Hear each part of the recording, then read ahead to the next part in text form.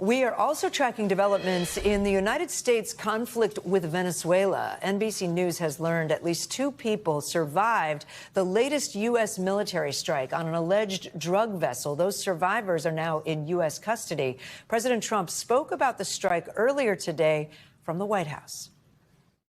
That was a drug-carrying submarine built specifically for the transportation of massive amounts of drugs. President Trump was also asked about possible talks with Venezuelan President Nicolas Maduro. The president said Maduro has, quote, offered everything to resolve the growing dispute. As for why Maduro has done that, here is what Mr. Trump said. He doesn't want to around with the United States.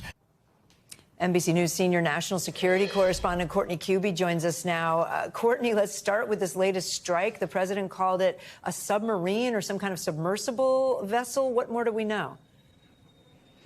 Yeah, and that was a big surprise. So far, the first 5 of these strikes that we've seen video of, grainy video and highly edited, but you can tell that they're surface vessels, right? Well, now we've not seen video of this strike yet, but the president announcing today that it was what he called a submarine. Now, Kate, most likely what that means is what the military calls a semi-submersible. So they are essentially little submarines, but they kind of float closer up to the surface. They even oftentimes have part of the ship that's sort of up above the surface there. But they do look a lot like a submarine. But that really, the notion that this was a semi-submersible or even a submarine makes it even more astounding that 2 people were able to survive the blast. As we've seen from these previous strikes, as soon as they hit, the boats have been going up in flames. There's been large explosions. So we're still looking for answers. But as you mentioned, 2 individuals survived. They now were picked up by the U.S. military. U.S. Navy helicopter search and rescue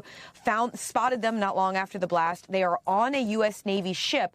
The question now is what happens to them now that they are in U.S. custody. That's another question we're asking. Yeah, Courtney, the newest strike happened hours after the top commander overseeing that region said he's going to retire at the end of the year. Do we know why he's leaving? We don't. Another really surprising announcement out of the military. Now, he is only less than 1 year into his job as the head of U.S. Southern Command. It's generally a 3-year assignment. But it's not. The 2 most surprising parts about this are exactly what we were just talking about. It is a very active location right now. You could make the argument that it is one of the most active U.S. military regions right now. There's a lot of priority on it by the administration. But also, he's not yet ready to retire as a 4-star admiral.